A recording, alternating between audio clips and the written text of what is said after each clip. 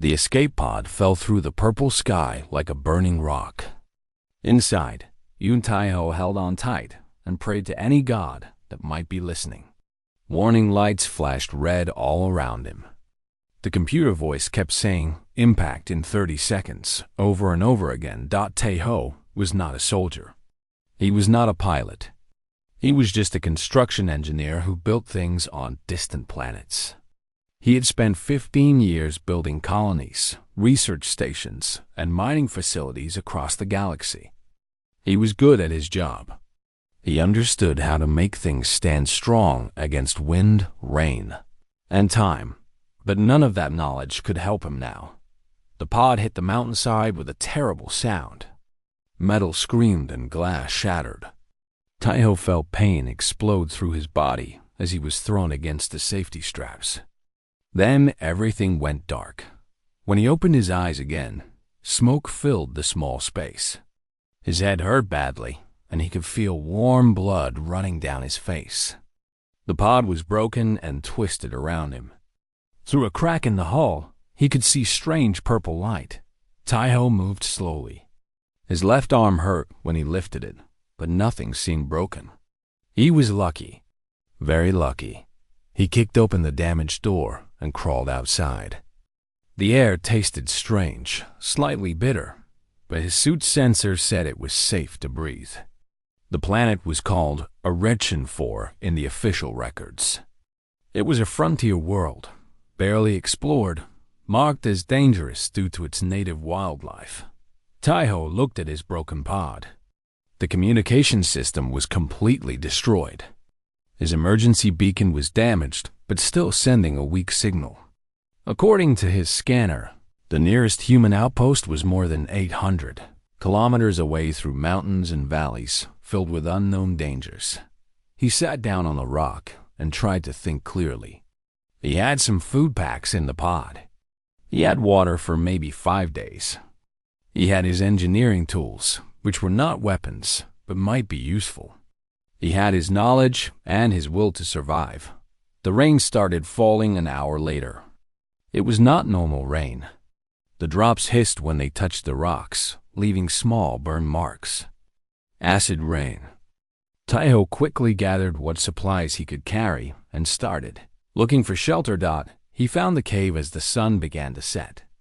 It was a large opening in the mountainside, hidden behind some fallen rocks. The inside was dry, and the acidic rain could not reach him there. He felt relief wash over him as he stepped inside. Then he heard the sound. It was like a cat's hiss, but much deeper and much more dangerous. Taiho froze. His eyes slowly adjusted to the darkness of the cave, and then he saw it. The creature was about 2 meters long from nose to tail. Its body was covered in beautiful scales that seemed to change color as it moved, shifting between deep blue and bright silver. 2 wings, still small and not fully grown, pressed flat against its back. A long neck held up ahead with sharp teeth and golden eyes that seemed to glow in the darkness. A dragon. The xenobiology reports had called them Rhenian apex predators. They were the most dangerous creatures on this planet. Adult dragons could grow to 30 meters and breathe fire hot enough to melt steel. But this one was young. A baby. A Hatchling. And it was hurt. Taiho saw the metal device clamped around the creature's back leg. It was a trap, the kind that illegal hunters used to catch rare animals. The trap had sharp teeth that dug into the dragon's flesh, and dried blood covered the scales around it. The hatchling tried to stand, to threaten him, but it was weak. It had probably been trapped for days, unable to hunt or drink water. Smoke came from its small nostrils, but no fire. It was too young for fire. Taiho should have run. Any smart person would have run. Even a baby dragon could kill a man with those claws and teeth. And if its mother was nearby, he was as good as dead. But Yun Taiho had never been good at walking away from broken things. When he saw something damaged, something suffering, his hands itched to fix it. It was who he was. He set down his bag slowly. The dragon's golden eyes tracked every movement he made. "Easy," he said in a calm voice. "I am not going to hurt you. I want to help." The dragon hissed again. More smoke came from its nose. But it did not attack. Maybe it was too weak. Maybe it was curious. Taiho did not know which. He pulled out his toolkit and opened it carefully, showing the dragon what he was doing. "See? Just tools. I use them to build things and to take things apart." He moved forward one small step at a time. The dragon snapped its jaws at him when he got close, and he jumped back. His heart was beating so fast he thought it might explode. "Okay," he said, holding up his hands. "Okay, I understand. You are scared. You do not trust me. Why would you? Some human put that trap on your leg." He sat down on the cave floor, about 3 meters away from the creature, close enough to see it clearly, far enough to maybe dodge if it attacked. "My name is Taiho," he said. "I crashed here. I am stuck on this planet, just like you were stuck in that trap. We are both in trouble." The dragon watched him with those golden eyes. It did not understand his words, of course, but maybe it understood his tone. Maybe it could sense that he meant no harm. Taiho kept talking. He told the dragon about his job, about the colonies he had built. He told it about his home planet, about the mountains where he grew up, about his grandmother who always said that the measure of a person was how they treated those who could not help themselves. Hours passed. The acid rain fell outside. The dragon's breathing became slower, more relaxed. It was still watching him, but the fear in its eyes had faded a little. When night came fully, Taiho tried again. He moved toward the trapped leg inch by inch, narrating everything he did. "I'm going to look at the trap now. I need to see how it locks. I am not touching you. Just the trap." The dragon tensed but did not snap at him. Taiho studied the mechanism. It was cruel but simple. A spring-loaded jaw with a release catch hidden under a metal plate. His fingers found the catch. "This is going to hurt for just a second," he warned. "I am sorry." He pressed the release. The trap opened with a click, and the dragon yelped in pain as the metal teeth pulled free from its flesh dot. Then everything happened very fast. The dragon spun around, its tail sweeping toward Taiho's head. He ducked just in time. The creature limped to the back of the cave, putting as much distance between them as possible. It turned to face him, teeth bared, body shaking, but it did not attack. Taiho stayed very still. "It is okay," he said quietly. "You are free now, see? The trap is off." The dragon looked at its leg. It licked the wound where the trap had been. Then it looked at Taiho again with those strange golden eyes. For a long moment, neither of them moved. Then the dragon lay down against the far wall of the cave. It did not sleep, but it stopped showing its teeth.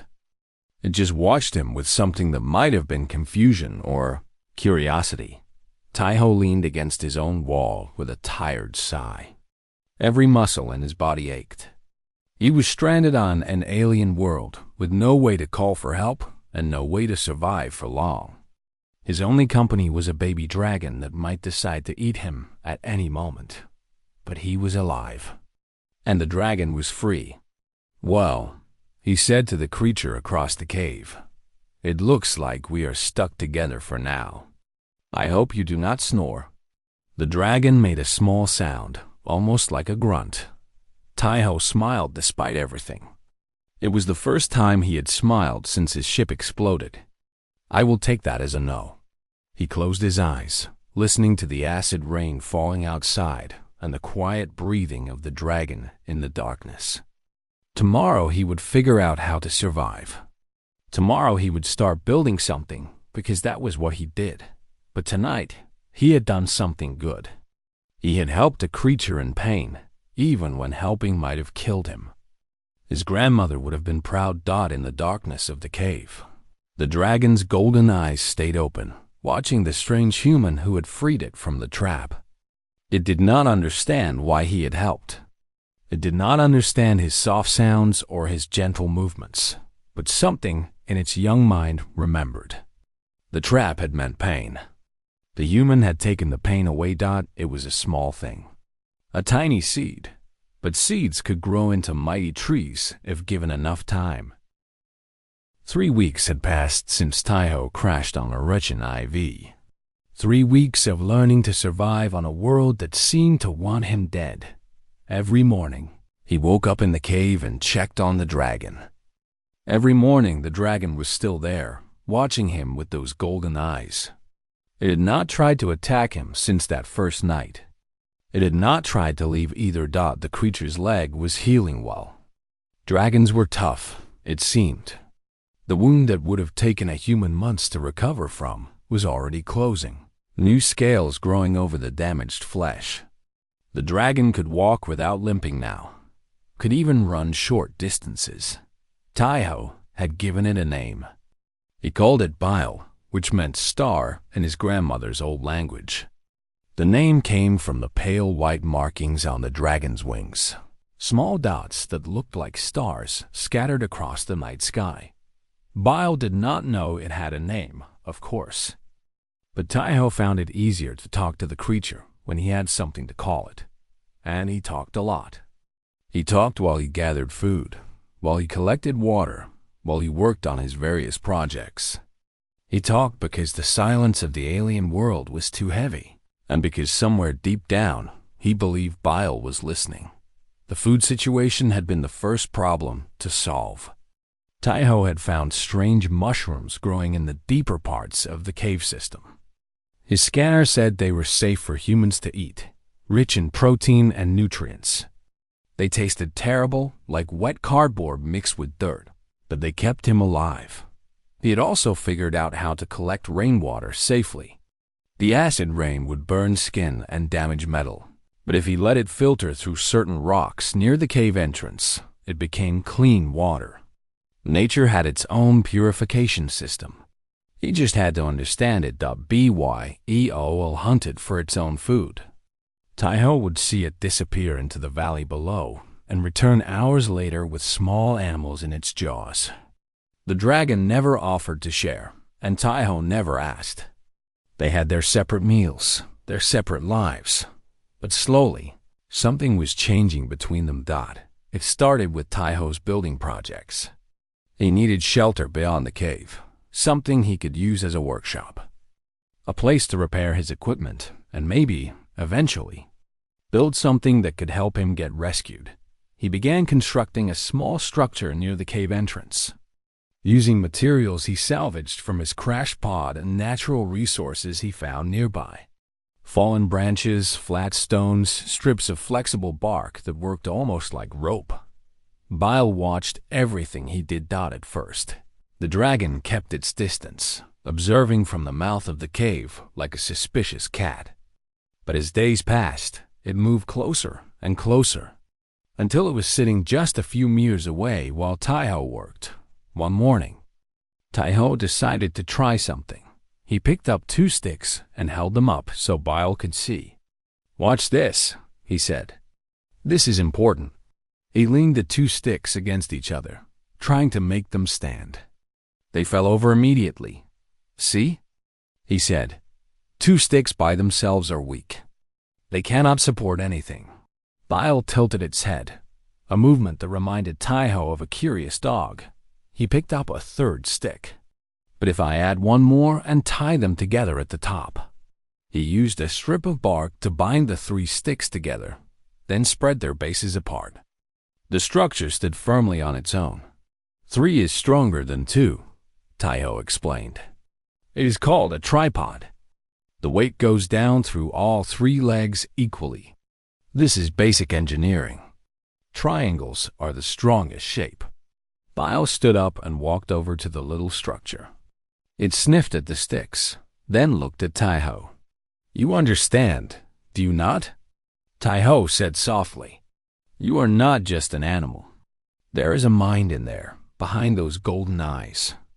The dragon made a low sound in its throat, not quite a growl, not quite a purr.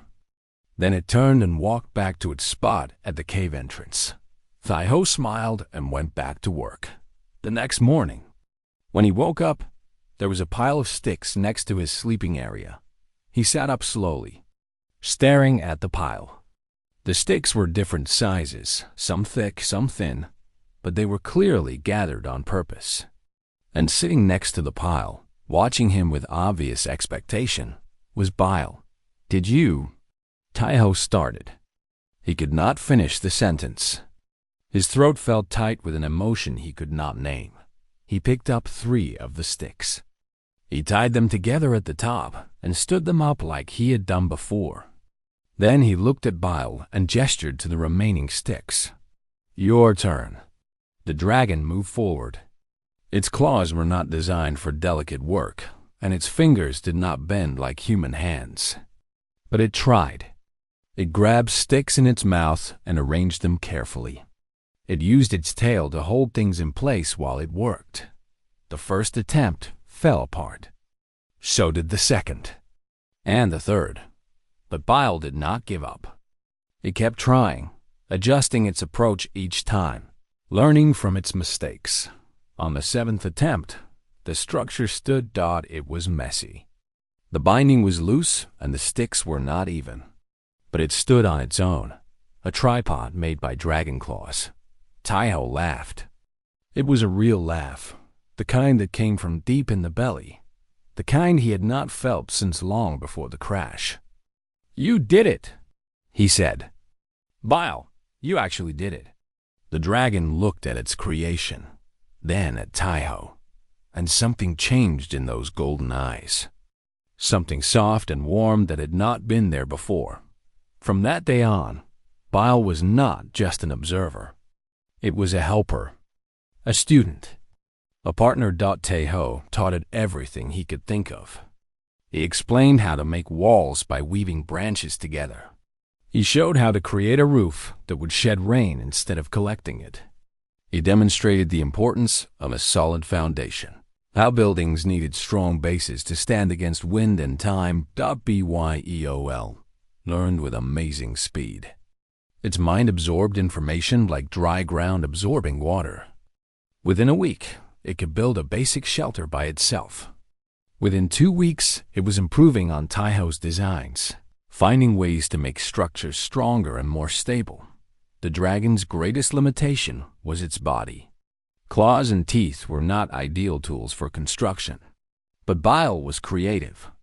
It learned to use its tail like a third hand, to grip materials with its mouth without breaking them, to position its body as a support while setting heavy stones in place. Taiho found himself impressed again and again. "You know," he said one evening as they sat by a small fire, "on my world, we have stories about dragons. They are usually about destruction. Dragons burn cities. Dragons eat people. Dragons hoard gold and fight heroes."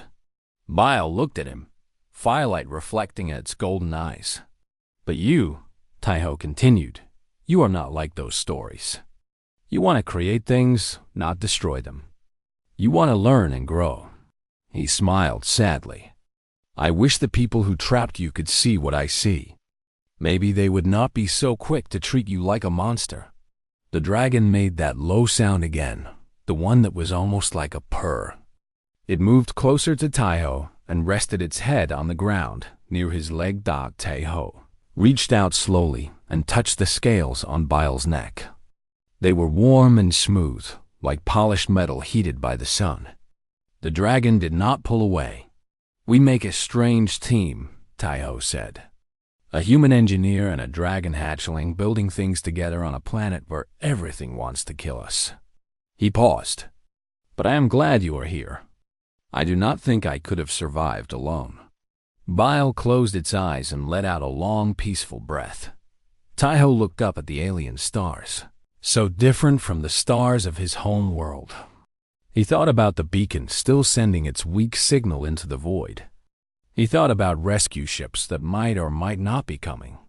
He thought about the time he had left before this planet's poison air destroyed his lungs. But mostly, he thought about the warm weight of a dragon's head near his hand, and the trust that had grown between two creatures who had no reason to trust each other. He had come to this planet to build things. Prefab structures, landing pads, communication towers. Simple things made of metal and plastic. But somehow, in this cave on a hostile world, he had built something far more valuable. He had built a friendship. And that friendship, Taiho realized, might just be the most important thing he had ever constructed. Not because it would save his life or get him rescued, but because it proved something he had always believed: connection did not require shared language. Understanding did not require shared species. All it took was patience, kindness, and a willingness to see the mind behind the eyes. The fire crackled softly. The acid rain fell outside, and inside the cave, a human and a dragon slept side by side, their trust growing stronger with each passing day. 6 weeks after the crash, Yun Taiho started coughing blood. It happened during breakfast, as he chewed on the terrible cave mushrooms that kept him alive. A tickle in his throat turned into a cough, and suddenly there was red on his palm, bright against his pale skin. He stared at the blood for a long moment. He had known this was coming. The planet's atmosphere was slowly poisoning him. Every breath he took damaged his lungs a little more. His scanner had warned him about this when he first crashed, but there had been nothing he could do. The air was breathable, which meant he could survive. But it was also toxic, which meant survival had a time limit. 2 months, the scanner had estimated. Maybe 3 if he was lucky. He was not feeling lucky. BYEOL noticed something was wrong immediately. The dragon had grown larger over the past weeks, now nearly 3 meters from nose to tail. Its wings had developed too, though they were still too small for real flight. It walked over to Taiho and made a worried sound, nudging his shoulder with its nose. "I am fine," Taiho lied, wiping the blood on his pants. "Just a cough. Nothing to worry about." Bile's golden eyes studied him with an intelligence that made lying difficult. But the dragon did not push. It simply stayed close, a warm presence at Taiho's side. Taiho had not told Bile about the poisoning. He was not sure how much the dragon would understand, and he did not want to cause it distress. Their time together was limited no matter what happened. Rescue might come, or the poison might take him, or something on this hostile planet might kill them both. Worrying about it would not change anything. Instead, Taiho focused on the one thing he could control: the signal tower. The project had started as a desperate idea 3 weeks ago. His emergency beacon was damaged, sending only a weak signal that barely reached beyond the atmosphere. If he could amplify that signal, boost it somehow, maybe a passing ship would hear. Maybe someone would come. The tower design was ambitious. 20 meters tall, made from salvaged metal and natural materials, topped with an improvised antenna array. It needed to be strong enough to survive the planet's storms and tall enough to broadcast past the mountains that surrounded them. Taiho could not build it alone. His body was too weak, and the materials were too heavy. But he was not alone anymore. Bile had become his construction partner in every sense of the word. The dragon carried heavy loads that would have broken Taiho's back. It climbed to heights that Taiho could not reach safely. It held pieces in place while Taiho secured them with salvaged bolts and handmade rope. They worked together like a practice team, communicating through gestures and sounds that had developed into their own private language. A certain chirp from Bile meant, "I am ready." A specific hand wave from Taiho meant, "Hold it there." They understood each other without words. The secret to tall structures, Taiho explained as they worked on the tower's base, is making sure the bottom is stronger than everything above it. If the foundation is weak, the whole thing falls down. Bile listened carefully, watching as Taiho dug deep holes and filled them with heavy stones. "Think of a tree," Taiho continued. "The roots go deep underground, spreading out in all directions. That is why trees can grow so tall. They have support you cannot see." The dragon looked at the holes, then at the nearby trees, then back at Taiho. Understanding flickered in its golden eyes. The next morning, when Taiho came to continue work, he found that Bile had dug 3 more foundation holes during the night. They were not perfect, but they were in exactly the right places. "You remembered," Taiho said, his voice thick with emotion. "You understood everything I said." Bile made that purring sound and pressed its head against Taiho's chest. Days turned into weeks. The tower grew taller, piece by piece, level by level. Taiho's health grew worse at the same pace. The coughing became more frequent. The blood became darker. He was tired all the time now, needing to rest after even small efforts. But he kept working. He had to. The tower was their only hope. Byel seemed to sense his weakness. The dragon took on more and more of the physical work, leaving Taiho to supervise and solve problems. When Taiho needed to reach high places, Bile would lie flat and let him climb onto its back.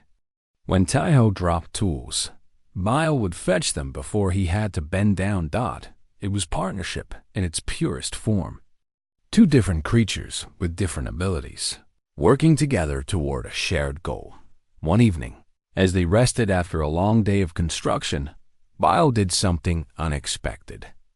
It walked to the storage area where Taiho kept his salvaged materials and began sorting through them. Its claws clicked against metal as it examined each piece carefully. "What are you doing?" Taiho asked, watching with curiosity. Bile selected several thin metal rods and carried them back to where Taiho sat. It arranged them on the ground in a specific pattern, then looked at him expectantly. Taiho leaned forward to see. His eyes widened. The dragon had laid out a design. It was rough and simple, but unmistakable. A brace structure, the kind that would strengthen the tower's middle section where they had been having stability problems. That is exactly what we need," Taiho whispered. "Bile, did you solve this yourself? Did you figure out the engineering problem?" Bile made a proud little sound and sat back on its haunches. Taiho laughed and coughed at the same time, tasting blood but not caring. "You amazing creature. You are not just learning. You are creating. You are engineering." He reached out and hugged the dragon's neck, something he had never done before. Bile stiffened for a moment in surprise, then relaxed and wrapped its tail around Taiho's legs. They stayed like that for a long time, human and dragon, holding each other in the fading light. The tower was finished on the 52nd day. It stood 23 meters tall, slightly higher than Taiho had originally planned. The frame was solid, reinforced with Bile's brace design. At the top sat the modified antenna, connected by wires to Taiho's emergency beacon at the base. Taiho sat in the cave entrance, too exhausted to stand, while Bile waited beside him. The moment had come. Either the tower would work, or all their efforts had been wasted. He pressed the activation button on the beacon. The antenna hummed to life. Power flowed through the cables and up the tower. The broadcast dish at the top began to rotate, sending their signal out into the vast emptiness of space. "That is it," Taiho said.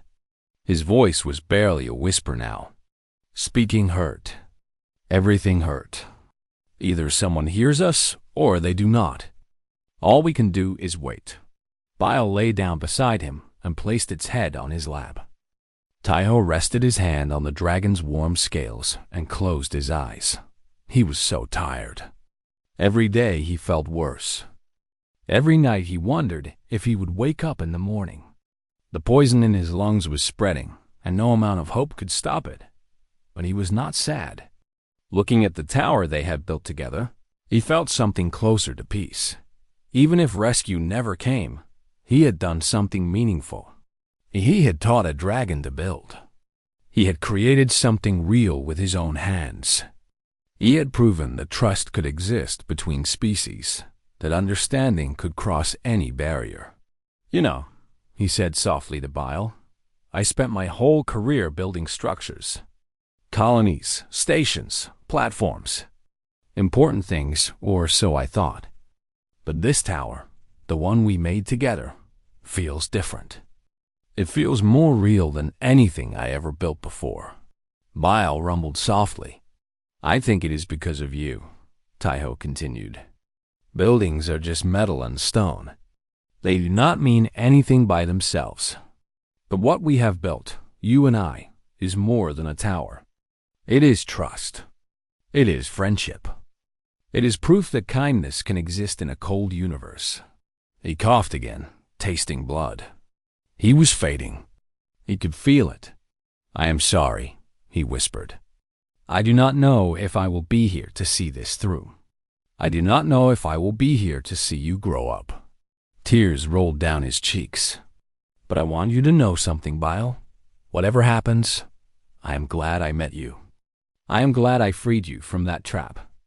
I am glad we had this time together." Bile lifted its head and looked at him with those golden eyes. And in that moment, Taiho could swear he saw understanding. Not just animal instinct, but true comprehension. True feeling. The dragon made a sound low and mournful. Then it pressed its forehead against Taiho's and held it there above them. The tower broadcast their signal into the stars, somewhere in the darkness of space. That signal traveled outward at the speed of light. It passed dead moons and empty asteroid fields.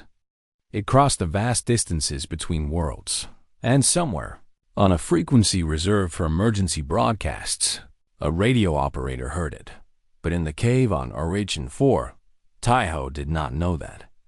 All he knew was the warmth of a dragon against him, the sound of rain falling outside, and the hope that their work had not been in vain. He closed his eyes and let the darkness take him. Byeo stayed beside him through the night, keeping him warm, keeping him alive. The dragon did not understand everything that was happening, but it understood enough that its friend was hurt. Its friend needed help, and no matter what happened, Bile would be there, because that was what friends did.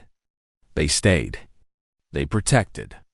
They hoped the seeds of trust planted in that first meeting had grown into something strong, something powerful, something that even the cold emptiness of space could not destroy.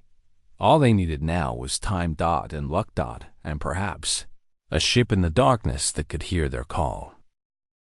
The ship came on the 73rd day. Taiho was barely conscious when Bile's urgent cries woke him.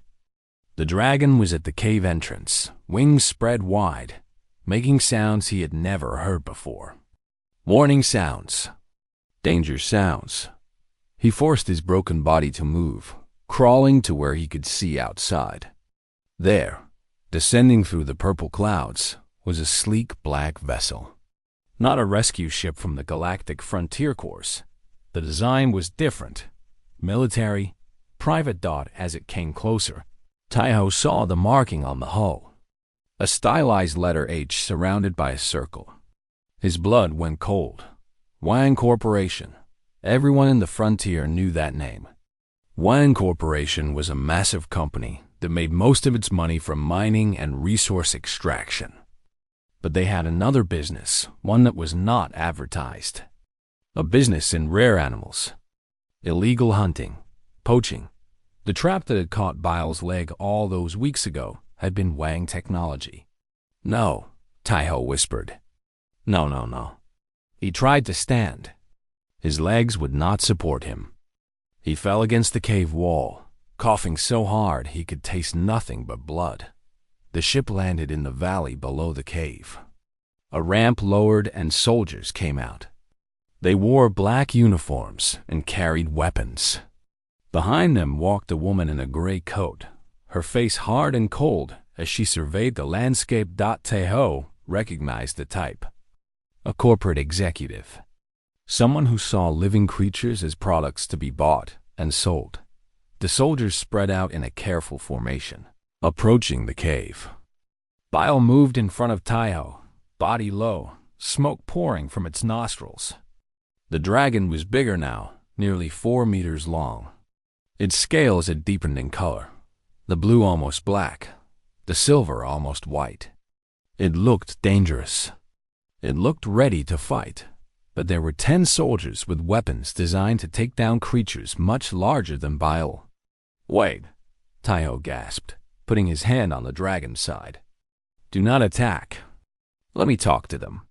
Bile did not move. Its golden eyes stayed fixed on the approaching threat.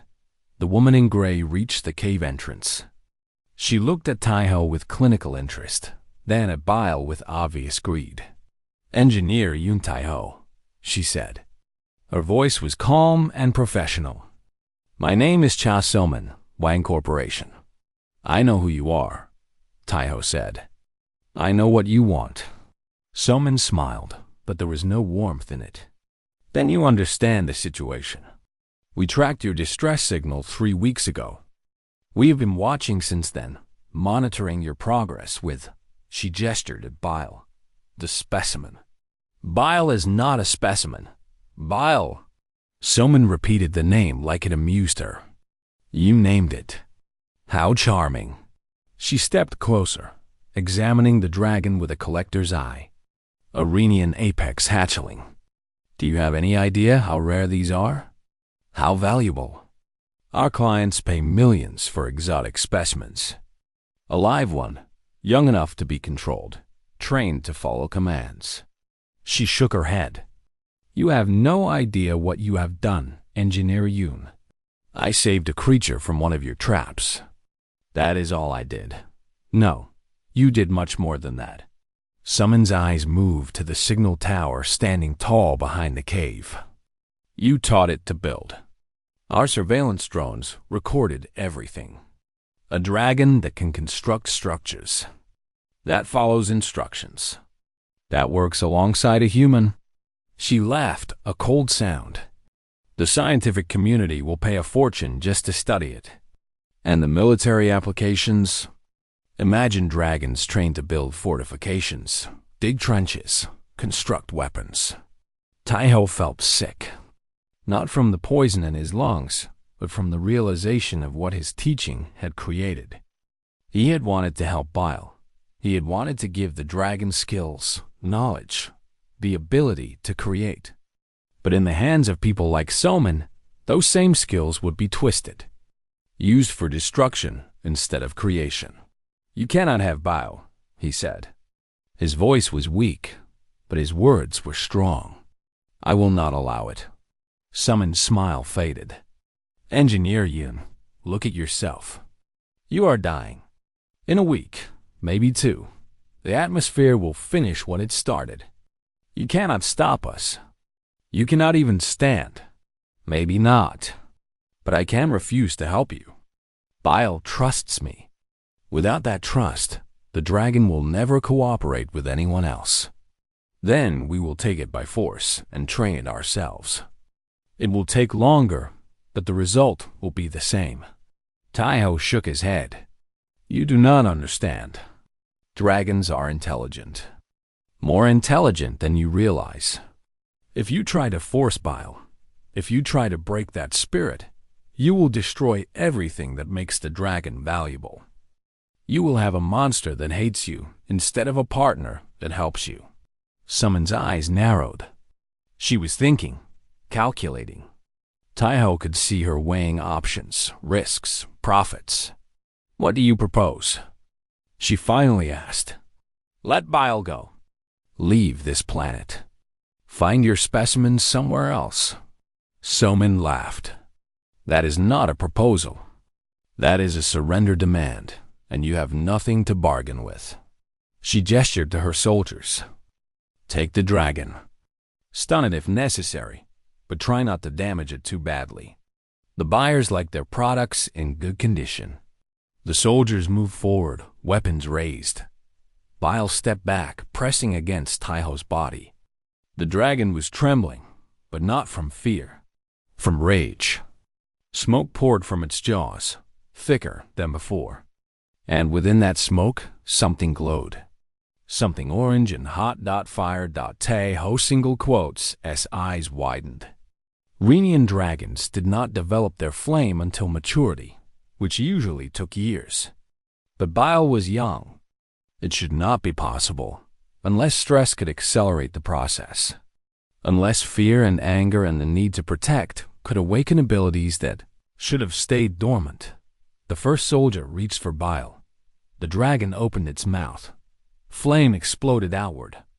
A jet of orange heat that scorched the cave floor and forced the soldiers back. They shouted in surprise and alarm, diving for cover as fire splashed against the rocks. It was not a strong flame. Not the devastating weapon that adult dragons could produce. But it was enough. Enough to show that Bile was not defenseless. Enough to make the soldiers hesitate. Stand down. Someone shouted, but her voice cracked. She had not expected this. Her intelligence had told her the hatchling was too young for fire. Bile moved to stand directly over Taeho's body, its wings spreading wide. The dragon was protecting him, shielding him with its own flesh and blood. Taeho reached up and touched Bile's leg. "Easy," he whispered. "I am here. I am with you." The dragon looked down at him with those golden eyes, and in that moment, something passed between them. An understanding. A promise. Whatever happened, they would face it together. Someone stepped back, pulling out a communication device. "Alpha Team, bring the heavy equipment. The specimen is hostile." More soldiers came from the ship, carrying larger weapons. Nets made of metal wire. Stun devices the size of rifles. They were preparing for a fight. Taeho knew how this would end. Bile might hurt some of them, might even kill one or two. But there were too many. The dragon would fall eventually, and then it would be caged and chained and broken. He could not let that happen. With strength he did not know he still had. Taeho pushed himself to his feet. He stood between Bile and the soldiers, swaying but upright. "If you want the dragon," he said, "you will have to go through me." Soman stared at him. "You are barely alive. You cannot fight us." "No, but I can make you choose." Taeho coughed, blood spraying from his lips. "I am a registered engineer with the Galactic Frontier Corps. If you hurt me, if you kill me, there will be an investigation. My beacon has been transmitting for weeks. Other ships might be coming right now. Ships that are not yours." He saw a doubt flicker across Summon's face. "And if you take Bile by force while I am alive and witnessing, I will report everything. Your illegal presence in a protected zone. Your poaching operations. The trap that caught a juvenile specimen of an endangered species." Taeho smiled, even though it hurt. Wine Corporation survives because it hides. How long will it survive if its crimes become public? Summon's expression hardened. "You are bluffing. Maybe. Maybe not." Taeho met her eyes. "Are you willing to take that risk?" The standoff stretched. Soldiers watched their commander. Bile watched the soldiers. Taeho watched everyone, praying that his desperate gamble would work. Summon's communication device crackled. A voice came through, urgent and alarmed. "Commander, we have contacts. Multiple ships entering atmosphere. Frontier Corps signatures." Summon's face went pale. Taeho almost laughed. The signal tower. Their message had reached someone after all. Help was coming. "It seems," Taeho said quietly, "that you have a choice to make. Leave now and escape, or stay and face the consequences." Soman looked at him with pure hatred. She looked at Bile with frustrated greed. Then she looked at her soldiers. "Fall back," she ordered. "All units return to ship." The soldiers obeyed immediately, retreating down the slope toward the landing site. Soman paused at the cave entrance, turning back for one last look. "This is not over," she said. "That dragon is worth more than your life, Engineer Yoon. We will meet again." Then she was gone, running toward her ship as the sound of approaching engines grew louder. Taiho's legs gave out. He collapsed against Bile's side, his body finally surrendering to exhaustion and poison. But he was smiling. "We did it," he whispered. "We held on. Help is coming." Bile curled around him, warm and protective. The dragon made a soft sound, almost like a question. "I know," Taiho said. "I know you wanted to fight. I know you wanted to protect me." He reached up and touched the dragon's face. "But sometimes the strongest thing you can do is stand firm and wait. Sometimes winning." Taiho woke up in a white room. For a long moment, he did not know where he was. The ceiling was smooth and clean, not the rough stone of the cave. The air tasted different, pure and fresh, not the bitter poison of our HEN4. Medical machines beeped softly beside him, tracking his heartbeat and breathing. He was alive. He was off the planet. He was safe. "Welcome back, Engineer Yoon." He turned his head and saw a woman sitting in a chair beside his bed. She wore the uniform of a Galactic Frontier Corps captain, dark blue with silver stripes on the shoulders. Her face was tired but kind. "I am Captain Bei Jun," she said. "My ship picked up your signal 3 days ago. We found you unconscious at your camp, with a rather aggressive dragon refusing to let anyone near you." "Bile." Taiho tried to sit up, and pain shot through his chest. He fell back against the pillow, gasping. "Easy," June said. "Your lungs were badly damaged by the atmosphere. The medical team has been working on you since we brought you aboard. You are stable now, but you need rest." "Bile," Taiho managed. "The dragon. Where is it?" June's expression became complicated. "That is a difficult question. Is it hurt? Did your people hurt it?" "No, nothing like that." June held up her hands. "When we landed, the dragon would not let us approach you. It stood over your body and breathed fire at anyone who came close. We were about to use stun weapons when the creature seemed to understand that we were not the same people who had come before. It stepped aside. Let us take you." Taiho felt relief flood through him. Bile had protected him and then trusted the rescuers. Somehow, the dragon had understood the difference between enemies and friends. "Where is Bile now?" he asked again. June hesitated. "The dragon is in our cargo hold. We could not leave it on the planet, not with Wang Corporation in the area. But it is not exactly legal to transport an endangered species either. There are regulations, procedures. Bile is not just an animal," Taiho said. "The dragon is intelligent. Truly intelligent. It can learn, solve problems, create things. I spent 2 months teaching it engineering principles, and it understood everything. It even improved on my designs." June studied him carefully. "I know. We reviewed the footage from your camp. The signal tower, the shelters, the tools you made together." She shook her head slowly. "I have been in the Frontier Corps for 20 years. I have seen strange things on strange worlds. But I have never seen anything like what you did with that creature. I just treated it with respect. I helped it when it was hurt. I talked to it, taught it, spent time with it."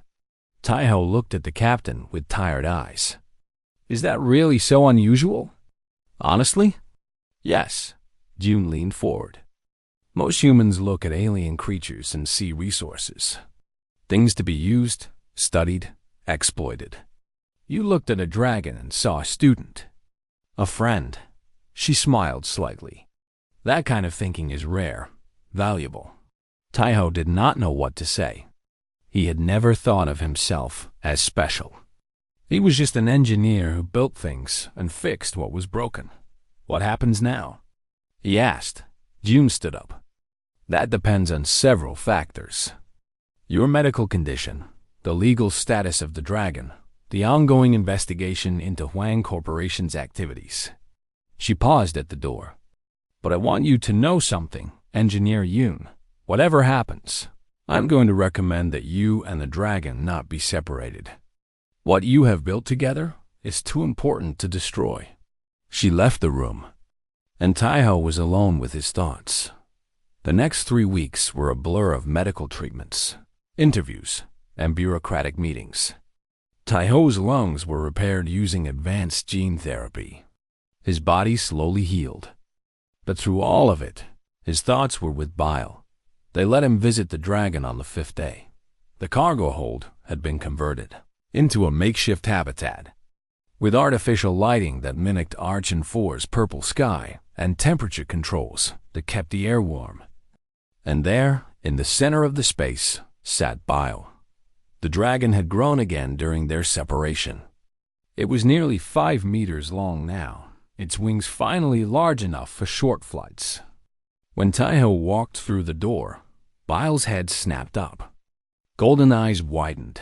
The dragon made a sound Taiho had never heard before.